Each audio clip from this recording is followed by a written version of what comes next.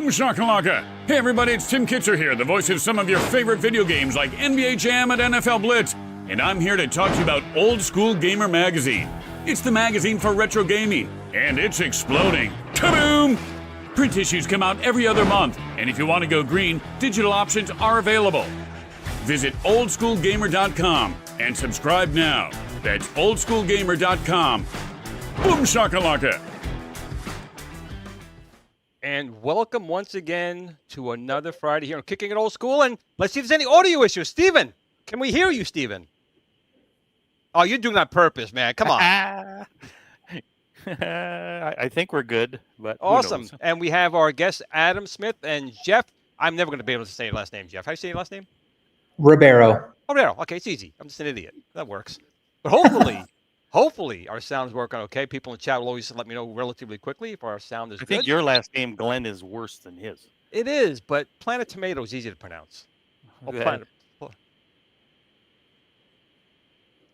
It is. Yeah. Smythe. So, first of all, welcome everyone. Steven, you want to go down our chat and see who's joining us tonight? No, I don't want to do that. A mutiny. No. So we got our AI person that showed up yesterday in the chat, left a message. Jason. Pliskin's Run, Andy's Game Room, Black Patty. Okay. Triumph or Die, A Custom Arcade. I think that's our friend Jeff there. Yes. Our guest, I should say. And then Goofy Foot. We've got John Puglia. And then we've got Video Games Vegas.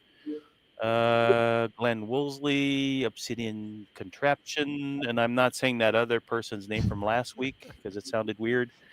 Let's see, Ashley and Adam Caleb, some regulars in here tonight. Stock Jock, Lord Medley, Paul Capel, Stephen M, he's a regular too, Simon Belmondo, Darth Penguin 66, Iceman, Electric Adventures from Down Under. Who else we got? Apkus, Jeff D, Simon. Oh, we already said that one. Sir Sega. Chit for Brains. That's a family show. I don't know if we could say that one too often. Saved by Zero and Biggie D's. And that's it for now. I think I mentioned Excellent. just about everybody. So welcome, fellow community. And Absolutely. Hope you Glenn, guys introduce our guests. Well, before we do, I want to say, hope everyone had a good week. These weeks all get longer and longer. Finally, here at the weekend, and we have Adam and Jeff here who develop R-Cade or Retro Center. It is an emulation platform, and I'm going to let them tell them more than me. Before I do, though, Adam, what are you drinking over there? What do you got? What's in that glass? Nice. I just got some strawberry margarita. That's my staple every week. I got a whole lot of nothing. What about you, Jeff? Diet Pepsi. Diet Pepsi. Okay. So how many? Oh, JLS Gaming showed up. My cousin Sean showed up. Gallagher. They keep pouring in. That's So okay. That's good. That's okay. That's So good. I've been very excited to have both Adam and Jeff on here. We've been talking for actually a while behind the scenes. Glenn, people are saying Adam's muted, so he's moving his lips, but they can't hear him. They said the same Adam, thing about no audio. Same about Okay, you you too? guys hear Jeff also, or he muted too. Say a few things, Jeff. Say hi to your mom, something or whatever. hello. Try it now. Can you guys hear Jeff at least? Try say something, Adam. Should we break into song? Oh, you can if you want. I think we're getting Feeling. an You know echo what? when I get them working, I think there's an echo, but they'll let me know in the chat if that's the case. Well, video game Jeff, days. They said Jeff. they can hear me, so Yeah, Jeff's Okay. not that you won't hear me, but you can hear me. Well, I So told can you, I you- didn't lie. There's always an audio issue every week. It's just Every what week. we do. good. What about Adam? Can you guys hear Adam Can now? everybody hear me, or am I still just a ventriloquist here? Oh, he's good now. We're good. You All fixed right. it. All right. All right, we're good. Hey! Finally. Press the So- right buttons. We're good to rock. That's what I like about NASA. That was the glitch for the mission. So the glitch is out of the way. So Yeah. But there 6 is a- minutes in, we're doing okay. But they did say there is an echo. So that's the problem. We seem to get when I add the other way to add sound, I get an echo. So will you introduce yourself and talk? I'll see if I can fix it behind the scenes because I'm so technical. So why don't you tell us a little bit about? I will mute myself when I am not talking. How about that? Let's see if that does it. It could, maybe. We'll see. You never know.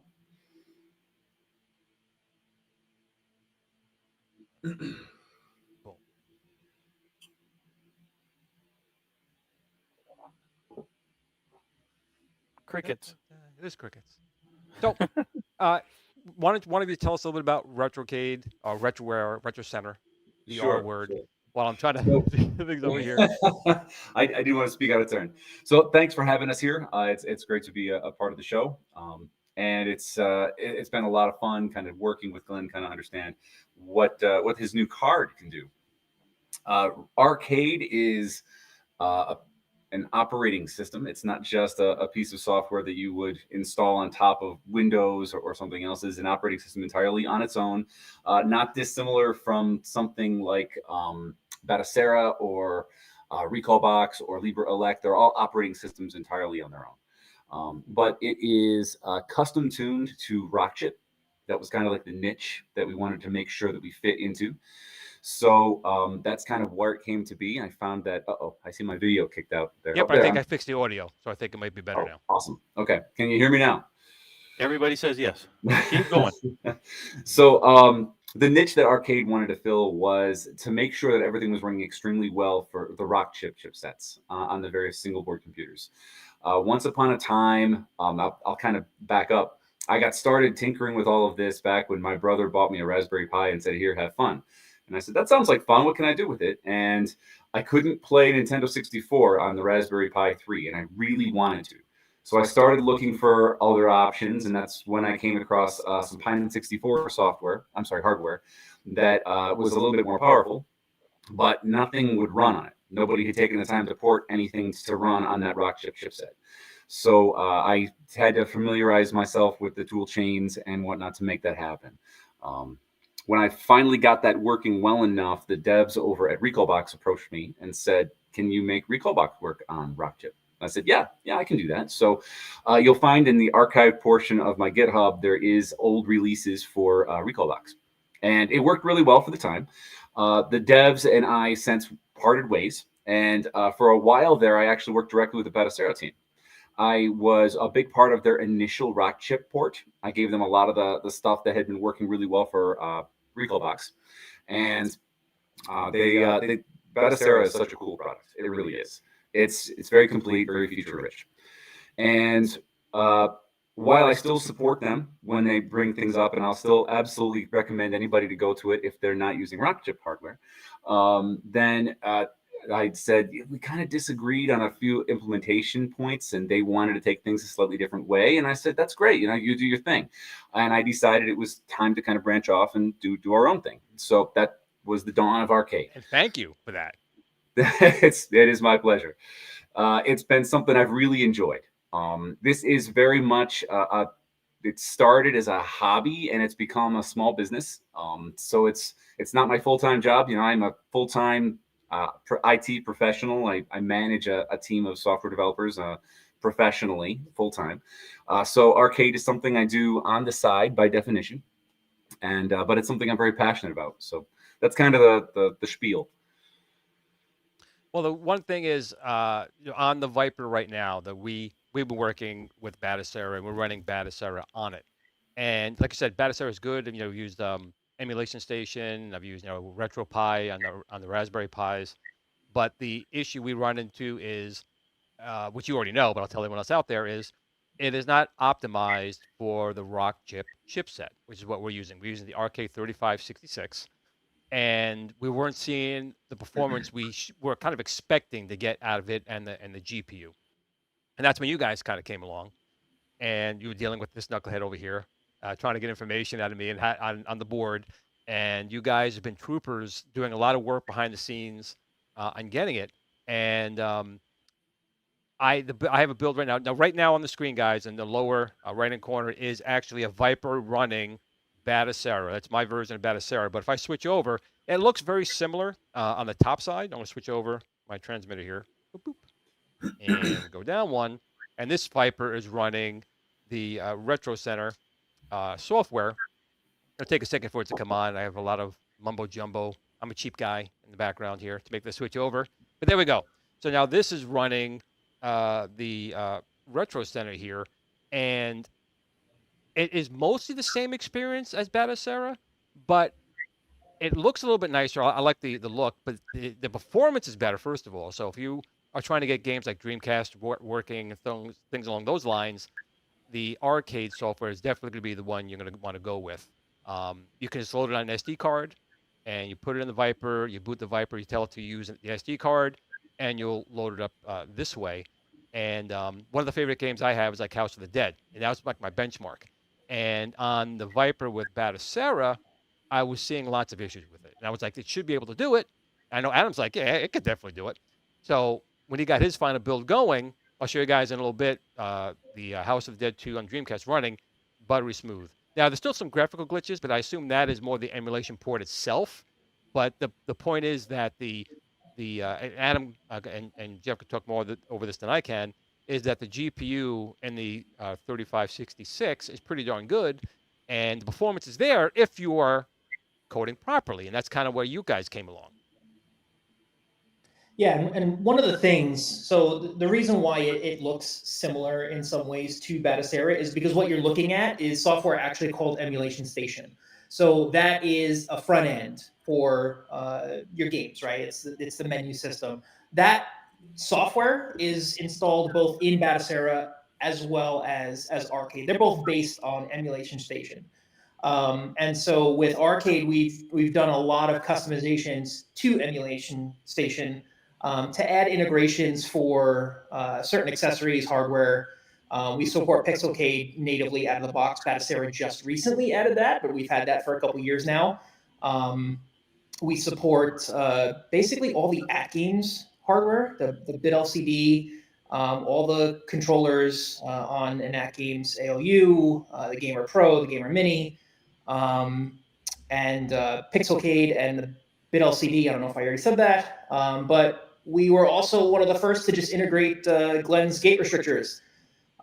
So one of the things that I focus on R-Cade is hardware integrations. And so one of the first things I brought over into R-Cade was Glenn's gate restrictors. And so when you launch a game right through Emulation Station, there's no setup necessary. If you've got Glenn's GRS gate restrictors in there and you hook up the USB, not a lot of people know that you can plug that micro USB into the computer and not just use it for power.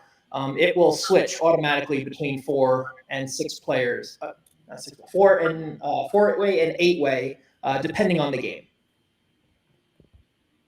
Boom. And actually, I noticed myself the gate restrictors are in there, and it's fairly straightforward. So as long as the gate restrictors are connected via USB, and you turn on that option, and the game supports 4-way or 8-way, it'll switch, which is really kind of nice.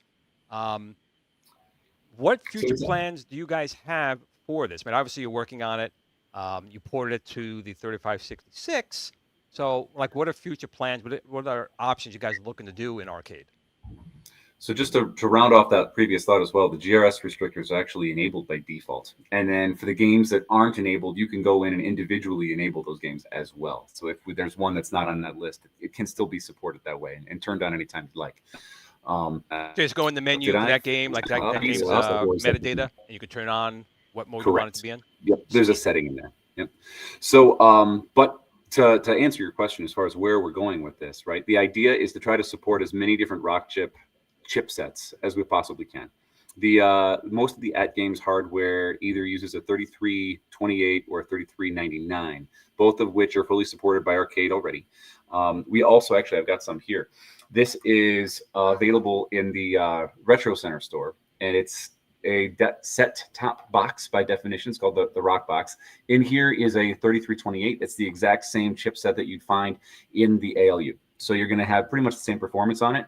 I personally like this for things like home theaters. Like behind me here, I've got my big TV that plays all the games, but I can also stream Kodi, which is a big plus. And the 3328's got hardware acceleration, so it actually supports 4K at 60 frames per second. Which is nice. Yeah, I was pretty happy with that. That worked out really well. The built-in VPU on these little SBCs, I was very impressed by. So that's a good thing you can do too. Like I actually talked to Gary, who's one of my partners here, that we built the Build-A-Case, making some nice little cases for the Viper, so you can put it as a TV, TV style box. I've already got my Star Trek 2 at the con. It's already on there. I was watching it on there. But like Kodi, again, all the stuff's already in there, and it's very easy to do. Now, as far as like updates, does it go the same way? Just go in the program if there's any updates available. How often are there updates? Why and what do you update? Yes, so R-Cade updates are all over the air. And when there is one available, obviously they require an internet connection. As soon as it detects that one's available, they'll receive a message at the top saying, hey, there's an update available.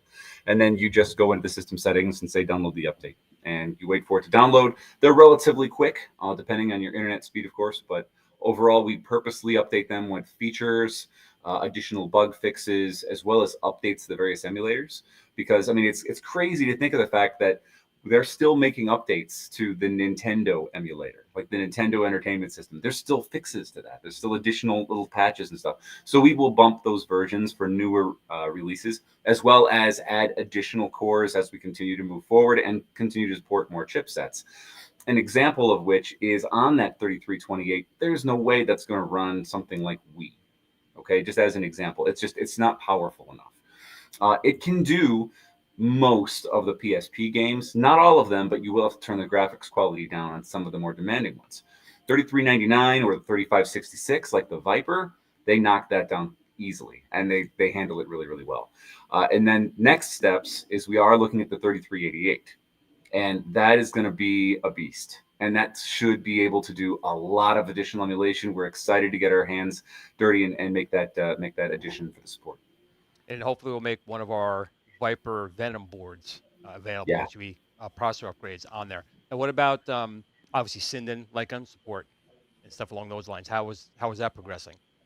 So that has been work in progress for a little bit now, and I'm happy to say that we have made great progress with both the Wiimote light guns as well as the Aimtrack light guns. Sinden light guns are on their way. They are planned to be supported. They're at about 80%-ish, so they're not quite there yet, but the plan is to support them as well. Excellent. Yeah, so one of the things with Sinden is the way that the software is written today. It requires a pretty heavyweight runtime called Mono. It's written in .NET. We talked to Andy Sinden, and he is supposed to be rewriting the whole engine, and it should be more native, so we wouldn't have to run Mono. And so So it's we're too much kind more of performance that you're saying, running it in the way yeah, that we it's right don't. now. Well, so it's not just that, right? It's one of the things we have to be careful of with R-Cade is there are space constraints on some of these SBCs, and so the more cruft that we have to put into the system takes away from other things that we can put in there. So if we blow 300 megs on a bunch of libraries just for one little piece of software, like that's a ton of stuff that we have to make compromises on in the future. So we try to avoid that when we can. We're kind of at the point with Sinden where it's like, do we just wait for Sinden to release that newer version, or do we go on and do it ourselves and then revert all that work and then go to the new thing? So Yeah, it doesn't make sense to do all that extra work. yeah. And I know he's working on his universal driver and everything else. So he's been busy for sure. But it'd be great to see, because like I said, to me, House of the Dead game for me is like the pinnacle game, and I want to definitely have that working. Wii Remote support's good too, though. You know, a lot of people have Wii Remotes. It doesn't cost anything. We already got it. So they just put an infrared sensor. Right, exactly. Just put an infrared wireless bar up top, and then there you go. I've been testing out a couple different things. I'll tell you, the aim track LED bar actually works really well with the Wii Remotes as well. It's kind of plug and play in that respect. Same kind of technology across the board. The Sinden doesn't use that. For those people that are tuned in and aren't really familiar, the difference with the technology there is on the outside of the screen, you're going to have a big white border that could be 10, 20 pixels big around the entire screen. And then the software or the firmware on the gun will recognize that whole white border and figure out its coordinates from there, as opposed to tracking where those little IR dots are, infrared dots within the Wii bar. Right. One of the good things I found, and of course I'm a partner with Sinden, so I'm impartial, I know, but the one thing I do like about it is you can actually have multiple monitors, or I can literally take my my Build-A-Case and I can use this, shoot here, and go to a big screen, because as long as it gets that white border and the same game is playing, that's it. So you could take your gun to a friend's house. You don't have to take infrared, IR. It's just kind of like a plug and go. But like I said, right now there are pluses and minuses to both. Obviously, if you have a Wii, or you go on eBay and buy a cheap Wii Remote, I mean they're very cheap. You can get the same basic thing, and they have the little plastic. I think I have one too, a little pistol. You can put the Wii Remote into a little pistol. Yes. So there's things that you could do like that very inexpensively and still get the fun, basically. Yep. So what have you guys found to be?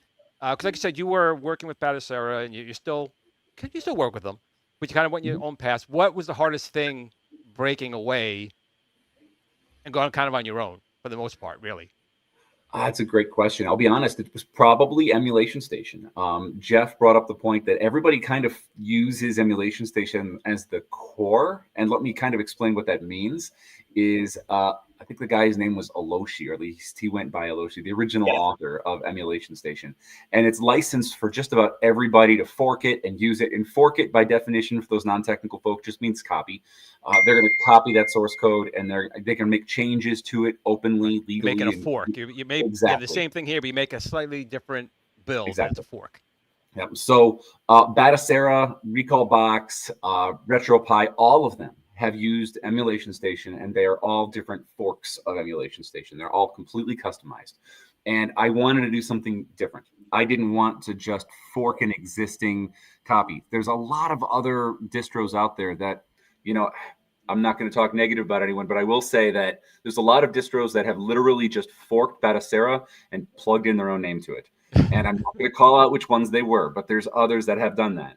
I didn't want to be another Batocera clone. So the R-Cade's operating system entirely is done from scratch. The Emulation Station was forked from the base, and changes were made from there on up uniquely. So it doesn't have that same roots to Batocera as many others do. The same is true of the rest of the operating system. I had to figure out how to make UDEV work for various things, create individual init.d scripts to make sure the system, like, basically build an entire operating system from the ground up.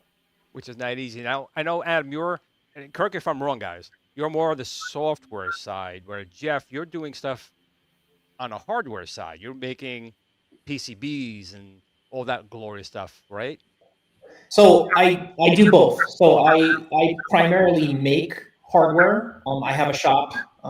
Custom Arcade is my shop. I mostly make mods for at-games stuff, but I do the hardware integration stuff in R-Cade, which means I write software integration for hardware. Sounds not easy. It sounds not easy.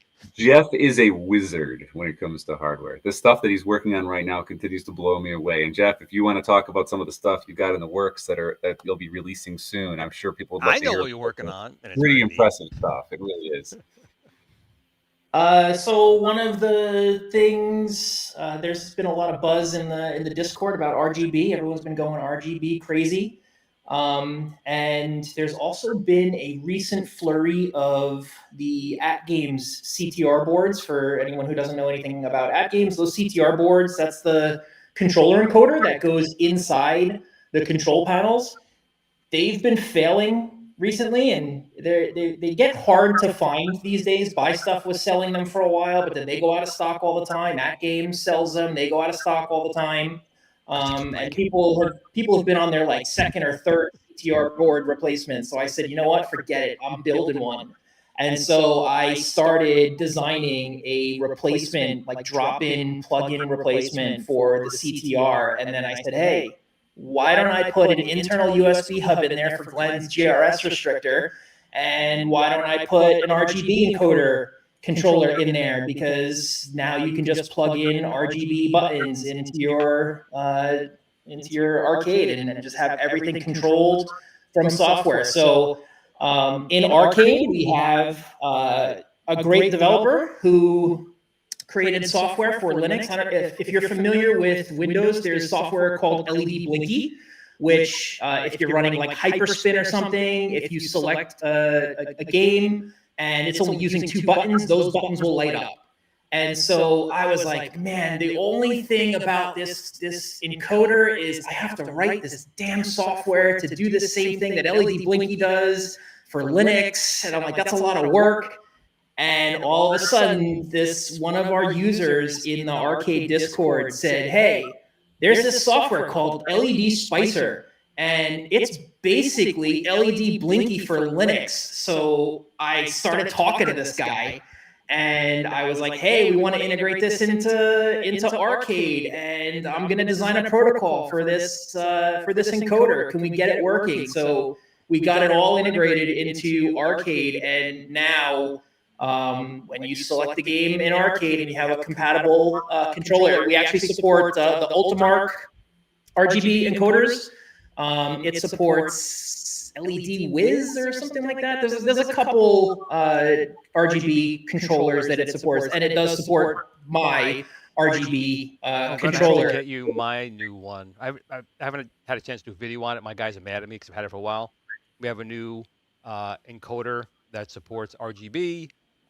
Has built-in hub, it has a keyboard, an application where you can program keyboard shortcuts to joystick commands. They're very mad at me. I've had it for like 4 months, so I just haven't had a chance to do it. But I'll have to get you guys one to play with as well, because I think, again, why not support as many things as you can, right? Yeah, absolutely. And LED Spicer is not our software. It's not limited to R-Cade. We work with developers, and Glenn, I worked with them to get your GRS supported in LED Spicer. So the GRS is now natively built into Batocera as well. It's in V39. Yeah. So, I work with anyone. I really don't care. So my thing is just getting cool hardware for R-Cade's working. And if it's mine, cool. If it's someone else's, awesome. But yeah, so that's the thing I'm most excited about. And then I kind of have a new thing I'm working on, which I can show it. It's not hooked up yet. So Adam and I were just talking one Friday night, and I said, what is a problem with having a multi-cade? Like, what's the number one problem with having a multi-cade? And The problem is that you have 1,000 games. They all have different control. You have no idea when you're just poking around, what does each button do? Right. And if you don't have RGB, like RGB will get you part of the way there, right? It tells you which buttons to push, but it doesn't say what those buttons do. And so I've got a little screen here. Yeah, see it. It's a little 5-inch screen, and it hooks up over USB. It doesn't require a secondary display. It doesn't require HDMI or anything like that. Only requires USB. And I wrote custom software that as you're selecting and launching a game, it'll display the buttons and it'll tell you what each button does. Very Totally nice. dynamically as you're loading the game. Very nice. When would we expect something like that to come out? The problem with this product is the hardware and the software is ready. It's getting a database of what games have which controls. Yeah, it's only like what, I don't know, 600,000 games to go through, I suppose, you know? Something like And there's literally no databases out there for this. Like it's crazy. We were searching and like there's some partial databases, but there's not a lot. And so I've been trying to convince people, I'm like, I will send you a free device if you help me go through instruction manuals and create some configs and like help me get this thing going. It's one of those, that's a big task, but it'll be cracked at some point. I mean, when a product comes out, something like that, that is very neat. Because again, most of what I have are multicades, that's what I have. And you got to sit there like, oh, no, that's not it. No. And you're wasting more time. Then you're like, you know what? Forget it. I'm going back to Pac-Man. You know what that does. So when Jeff brought up this idea, we thought, what else can we do with it? And long term, what we're thinking we might even also be able to patch on to that is that database that he's building up is if we're already talking about just plugging in details on games, let's go the whole way. Let's add game data. Let's add how many players they are. Let's add the genre. Let's add the actual metadata for all these games. Not like the history. This game was developed in such and such. And... Right. So now all of a sudden you plug a game in, R-Cade does a CRC check and says, hey, I know what game that is. And all of a sudden, all your games have metadata. You don't need to scrape. Other than for your media, for your pictures, for your videos, those wouldn't be there. But eventually, this will be a reality where you'll be able to just say, hey, go ahead and scan all my game CRCs, do a quick CRC calculation, and then because it knows what games they are, it can tell you everything about every game. That's pretty neat. Hook it up to ChatGPT, it'll tell you. I'm joking. I don't say anything for 10 minutes, and I'm like, ChatGPT, go! That is pretty neat. I'm going to switch gears just for a second, because we got very technical. I noticed, Adam, you have a Star Wars shirt. I always have to ask the question, what are your favorite ones? Be careful. What are my favorite lines, favorite movies, favorite characters? Well, I'll go one step further. What are Star Wars movies? What movies exist? How about that? What are Star Wars movies? The saga in general, right? Episode 1 through episode 9 by definition. But I know wrong answer, Adam. I told you to be careful. Episode 1, that doesn't qualify. The prequels aren't it ended at Rogue One. After that, it just stopped. There's no movie after 6. It just stopped. It just stopped. I can't. The 7, 8, 9 I get convulsions. The story lacked certain panache, I suppose, in many ways. But at the same time, you cannot get better than the original trilogy. You just can't. And I am seeing a lot of the releases that people are actually trying to de-specialize those special editions to go back to the old versions, which I actually prefer. I still have my original VHS that has those original first 3 before the special editions came out. I have those too. And actually, I don't know if you ever heard of Revisited, Episode 4 Revisited, Empire Strikes. Those are the only ones like I watched. He's working on the other ones, but Star Wars Revisited, Empire Strikes Back Revisited are the only ones actually, to me, that's the canon ones to watch. Of course, Return of the Jedi. There's 4K 77, 4K 80. There is, but I will say the one good thing about episode 7, 8, 9, it made me so much more appreciate 1, 2, and 3. They got elevated to a level that they were not at before for me. I see. I've got to personally disagree. I personally found the last 3 better than the prequels. I thought. No, I'm sorry. They're fighting words. You got to read the fan fiction of Jar Jar Binks being a little bit, but I'm having I think I'm having a convulsion. Well, everyone is obviously entitled to their own opinion, as wrong as that one could be. But as long as you like Star Wars, as long as you're enjoying it, I guess that's all that really matters. So the next question, and I ask both you guys, Stephen, why don't you ask about the? It's a trap. Run away. It's a trap. Now, I'm not sure exactly how old you guys are. I mean, Stephen and I are in our 50s, so we're a little bit more up there. So we were growing up, Saturday morning cartoons. We were watching Super Friends or Thunder the Barbarian, stuff like that. What was like your Saturday morning thing? Like, what was like your both guys, or did you simply say, no, I'm going to take apart my speak and spell and make a lightsaber out of it? I mean, what did you guys do as kids? So I'm in my 40s, so I grew up in the 80s. And I grew up on, He-Man, Thundercats, Chip and Dale's Rescue Rangers, DuckTales. And I'm very proud of the fact that, thank you, R-Cade, I have my children watching all of them, streamed off the internet, and they ask to watch them. They enjoy them so much. So, what about you, Jeff? Based on his Chip and Dale's Rescue Rangers, I'm assuming I'm a little older than Adam. So I am also in my 40s. But yeah, it was like Saturday morning cartoons, Voltron and the Littles and. Well, I can ask you, Voltron Lions, or that other one? No, the Lions. The old school. All right. Oh yeah. Good. Okay.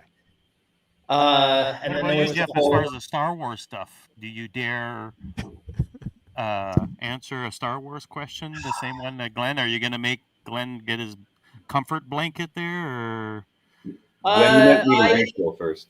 I mostly did not like anything but the first 3 movies.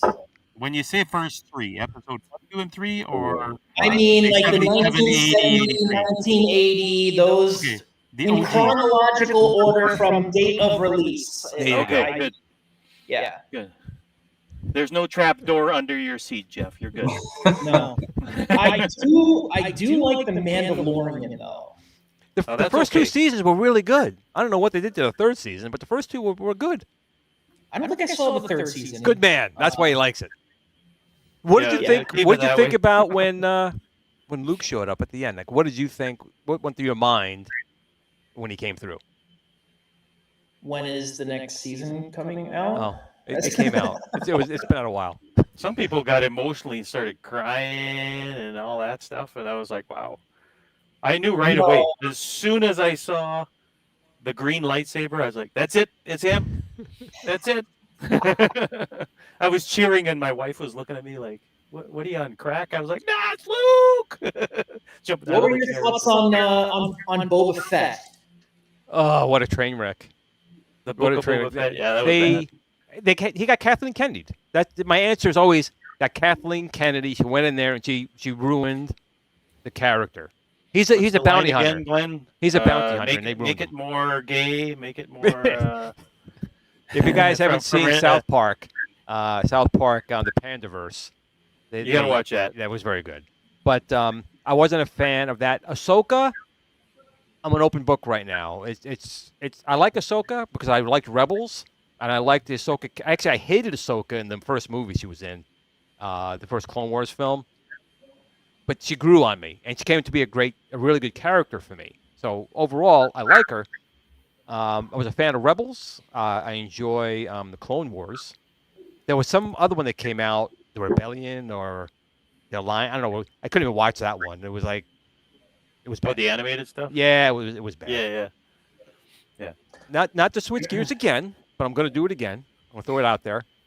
So what really got you guys involved down the paths you guys are in right now? I mean, obviously, this is retro games, it's classic gaming, it's hardware to support that.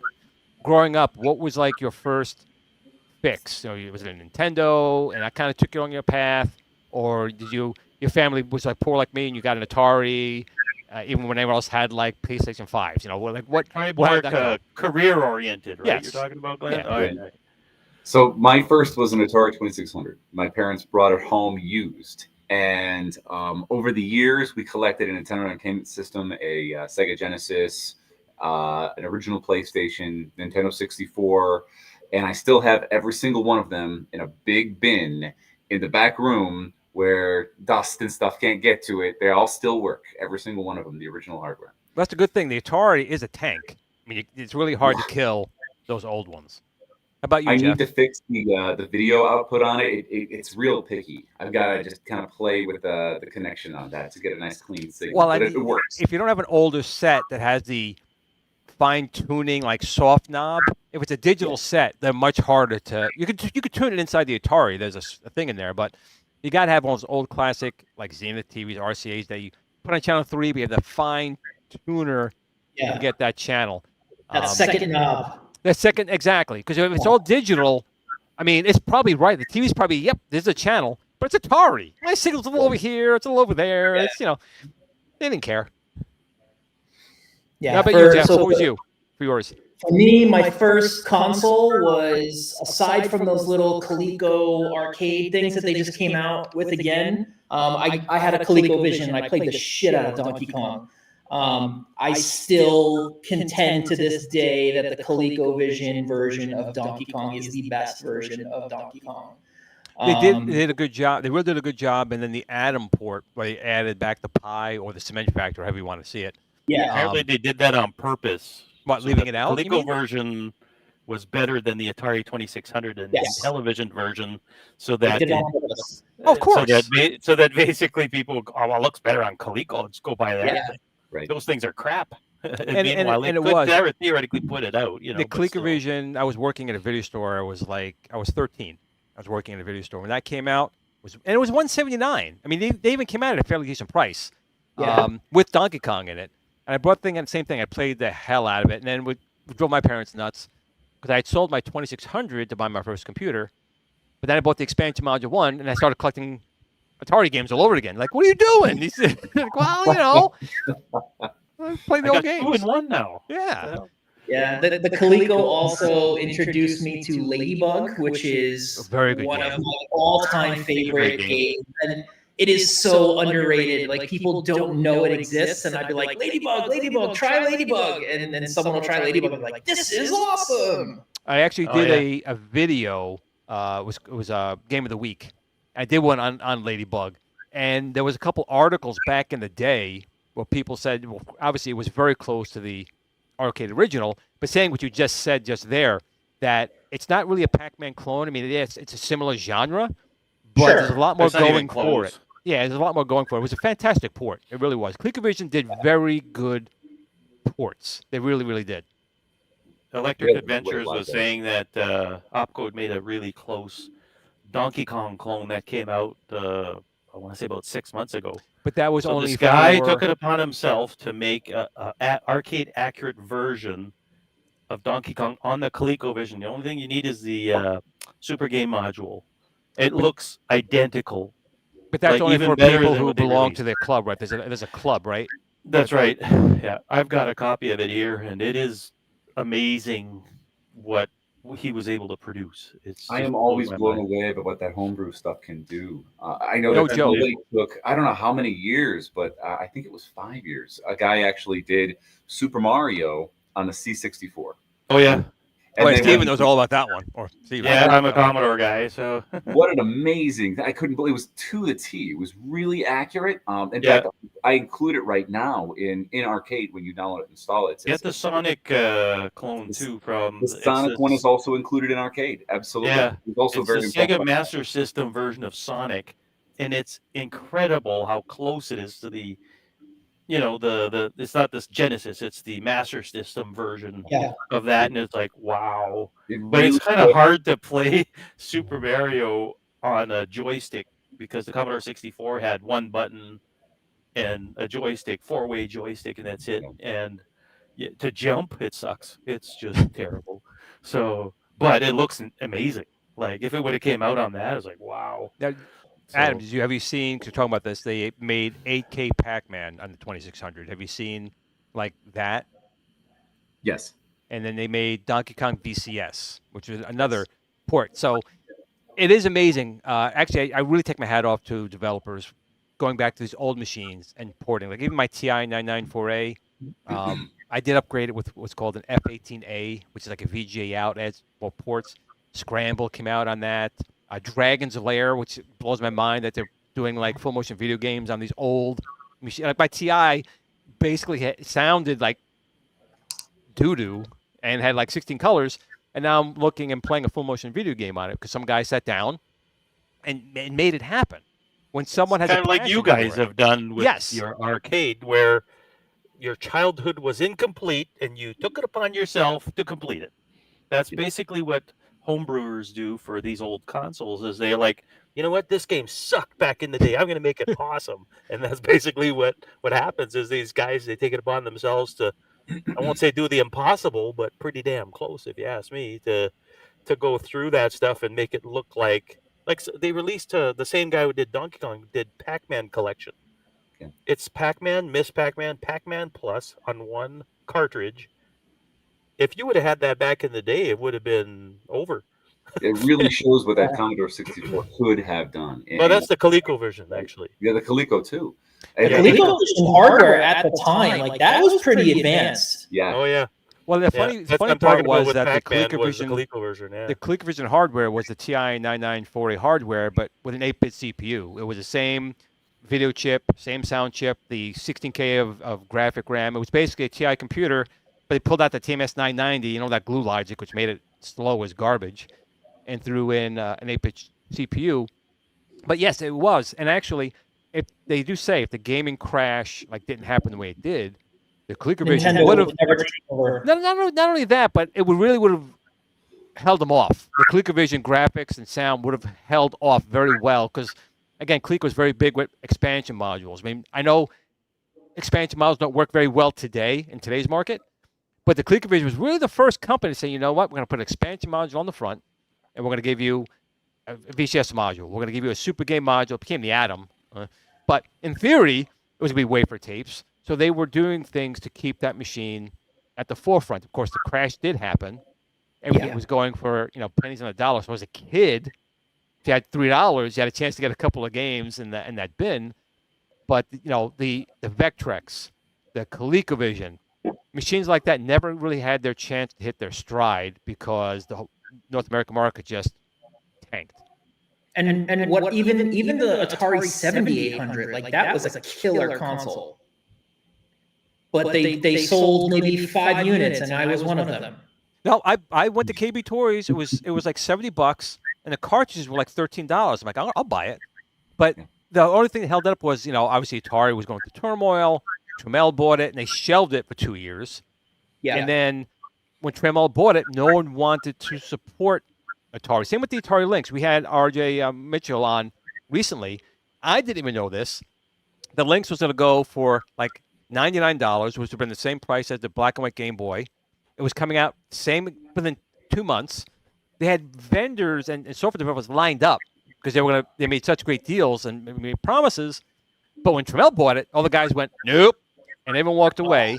And then, the Lynx kind of went down. And that's a shame because the Lynx really was literally 2 months out after the original Game Boy, and it was so much more advanced. The Lynx and the Jaguar are the two systems I desperately wanted as a kid, and I never got to play the physical hardware on. The Jaguar is a required the case, Jaguar, though. the version of Doom was the first port on a console of Doom was on the Jaguar, wasn't it? Camerack Not 32X himself, there. I'm talking James Camerack did the port personally for the Jaguar. He even said it is the closest to the PC at the time, and it was. But he had to use the DS. He had to use the DSP to do all the math. So there's no music. So they call it Silent Doom. But it was the best port. They always said put Metallica on in the background and you'll be fine. But it really was a really great port. The Jaguar is an acquired taste. It had a couple really good games, Alien vs. Predator, Tempest 2000. It really did. But it also had some real But I crap remember the games, too. console folks at the time when you either had a PC, well, we'll call it PC Master Race back in the 90s. You were playing Doom on there, and the console people were like, we don't have that. And then they came out on the Jaguar, and people were like, yay, we're going to get Doom. And it was kind of interesting times when Doom was the shit back then. It was like the second coming of Jesus almost in the video game world. It was, how are they doing that? Oh my God. And, the 3D and it's fast. And Well, the other now the thing latest is, thing is does it run Doom, right? Because Doom will run on anything. It now. will. I see them port it to anything. on my I Steam remember- Deck, I can run Doom on my Steam Deck. And it's little tiny Yeah. little screens. I remember begging my mom to upgrade my 386 from 1 meg of RAM to 4 megs of RAM so I can run Doom full screen and not another little RAM. I was running it on my bridge board, my 386 SX bridge board in my Amiga with a Sound Blaster card because it was good. But the Jaguar also did some things even better, like Castle Wolfenstein. They upped the graphics. They did They upped the resolution. And Cameron said he could have done that to Doom, but as usual, Atari was pressuring him. It's got to be released here, here, here. And he found some bugs, obviously, in the GPU. He could have, like you guys kind of do, he found other ways to tweak it. Could have got more out of it, but he ran out of time. They wanted the game kind of released. I didn't get exposed to Doom until my Packard Bell, and that was a fun little thing to tinker with at the time. So back we had a boot disk to actually start it. Same with Duke Nukem. Oh, yeah. Everyone had a The old Packard. I did King, not. But baby. Packard Bell was very big back in the day. In the early 90s, Packard Bell was like everywhere. Yeah, it was. Yeah. It was a big thing.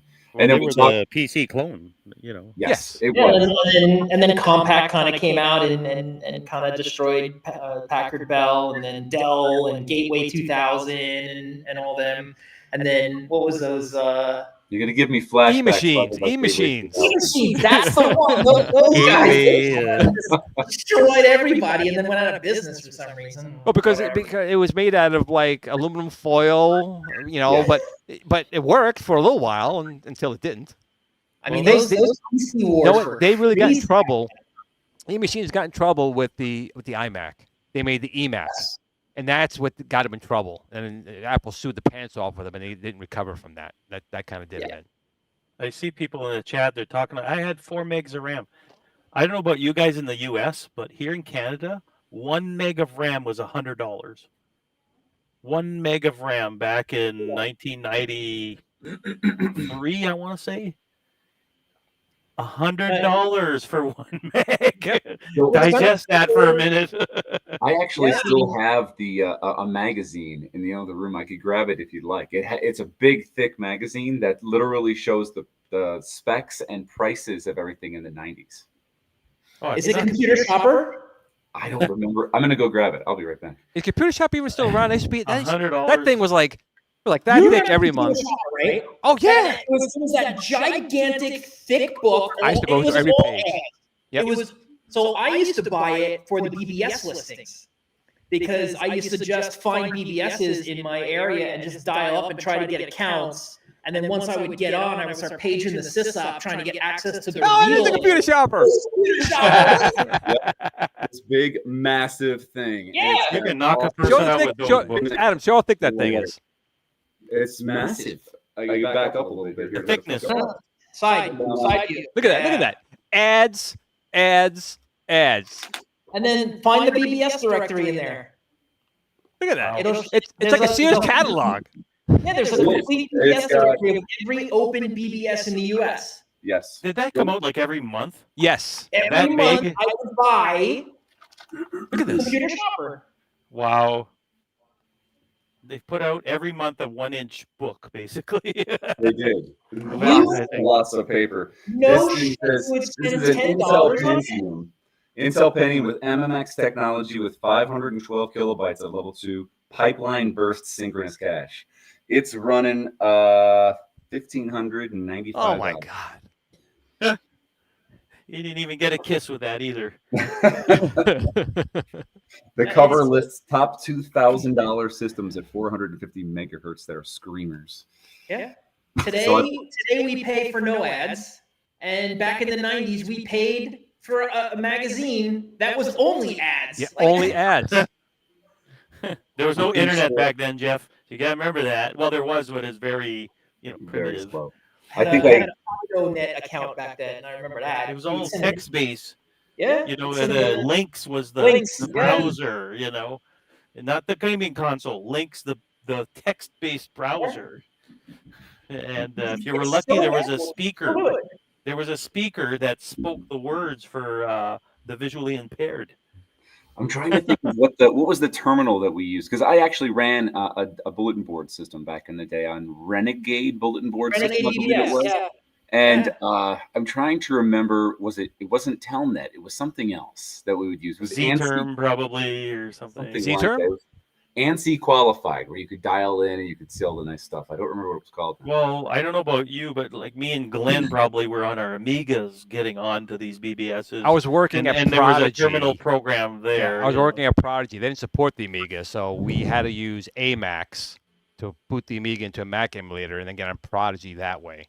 But Prodigy was my first access to anything, and then you probably called me for tech support. I was tech support. I needed tech support, but when the first thing I ever dialed into, my dad got he was into like finance and stocks and stuff, so he got us a 300 baud modem so that he could do online trading for the stocks at home. And then we were in electronics boutique, and the big yellow box Prodigy came with a 9600 baud modem. The Hayes board modem. Yeah. Was it the came one? with the modem. Did you get the one that plugged right into the wall? The modem actually plugged in. The whole brick went into the wall. No, we got the ISA slot. Okay. So internal. Yeah, we went internal, and then so Prodigy was the first thing I used. $4.95 a month for 5 family members. It was a deal. It was fantastic. I think I might actually still have that modem in storage, come to think of it. I still have that hardware. Yeah, my best modem. PC, holy crap! I had a Supra 28.8 that was upgradable to 33.6. Yeah. That was a shit back then. US Robotics was my modems. Yeah, I went from the 9600. I went to Nobody Beats the Wiz, and they had a US Robotics. Nobody beats the Wiz. 2880 modem that I software upgraded to 33.6. And then when you remember the 56K wars? Oh yeah, you had, yeah. The K Cardinal was K and Flex. US Robotics. Yep. You had K56 Flex, and you had US Robotics V.90, I think it was. V90, yeah, I remember That's that. what I got. Yeah, but for some fucking reason, Cardinal won out. How they beat US Robotics, I have no idea. But that I remember that K56 Flex, when you would dial up, it had the coolest like bong sound when it would connect to 56K. That's so cool. Where is US Robotics now? I haven't heard that name in years. They're gone. They became 3Com. Yep. So I believe Okay. 3Com bought US Robotics, and then 3Com I think got bought out by Cisco. Was it a Cisco? either Cisco or Brocade, one of them. And Wow. not like it matters because I think Cisco bought Brocade recently. That's crazy. Wow. So, Glenn, we got 3 minutes. Oh. I'm the timekeeper a He is little bit here. So, guys, we'll do our final thoughts. So, what else do you want to tell us about R-Cade? How can people get R-Cade? What can they? Does it cost money? Right. Is it free? That sort of thing. Sure. So R-Cade is free if you own the hardware right now, and it's simply put, you can install it on most of the Plan 64 hardware, and the next version will be coming out in the next couple of months, and it will be adding a lot of additional support, and it'll have a lot of additional upgrades, including a brand new kernel. Right now, the existing releases are using an older kernel. It's a fork of the Rockchip board-specific kernel. The newest release is going to be using an Edge kernel, so 6.6 or newer. So it'll add a lot of additional performance, stability, compatibility, and we're excited about all the different pieces we're adding to it. So, Cool. Awesome. Jeff, anything to add to that? He's like, nope. Try R-Cade. I'll pull up real quick. Right. Oh, got the wrong screen up here all this time. There we go. So Retro Center. I'll put links down below into the group chat you want to go check out our center or even pick up hardware, because they do have hardware you can purchase directly off of the site, which is kind of neat. So if I'm not, I've been pretty quiet this particular podcast, but if I'm getting this right, R-Cade is optimized for the Viper that Glen is putting out. That is Meaning one that of the chipset. boards that will be correct. So meaning it should run and haul ass, basically. Yes. Yeah. Okay, there you go. The expectation. See, I wasn't sleeping. We woke you I up. was for the pretending to important- sleep. The expectation is that it will perform better on Glen's Viper because it uses the Rockchip chipset than other releases will. It's got a custom kernel and a lot of other custom bells and whistles that are built in that optimize performance on a number of things. Cool. Well, guys, I want to thank you guys for spending this hour with us on this Friday. Friday nights is the day we all look forward to, and I really do appreciate both you guys, not only for being on the show, but you guys have been, to me, good friends and supporting the Viper as well. I can't thank you guys enough. Steven, well, you have to come, and you're my co-host, so I guess you're okay too, I guess. Yeah, I guess. Yeah. Hey, we're getting to show 100. This was 91, We are. I believe. Yeah, we're getting up So there. We're Almost as probably old gonna as hit- me. Well, Getting let's see. That should put us probably in beginning of May or end of April, I guess. We'll hit 100. Perhaps. So, But listen, everyone, hopefully- I know the Super Gamer Dudes, their show is kicking off right now, so people can start heading over there. I want to once again thank each and every one of you for joining into the chat. Make sure you go over to Retro Center, take a look at their stuff there, maybe purchase one of their products. It's not too expensive, actually, and you can have some great gaming and streaming and watching shows on your big screen TV relatively inexpensively. So Adam and Jeff, once again, guys, thanks for joining. And until next time, Thanks, guys. everyone. Until next time, remember to always tell your family and friends you love them. Tomorrow is never promised. Just take one moment, pick up that phone, tell them you love them, because you know what? You're here today, might not be here tomorrow. So with that being said, tomorrow's Saturday. Enjoy yourselves. Have a great weekend. And until then, guys, remember, what do we tell them, Steven? Game on. Game on, everyone. Game on. Happy Friday, everybody.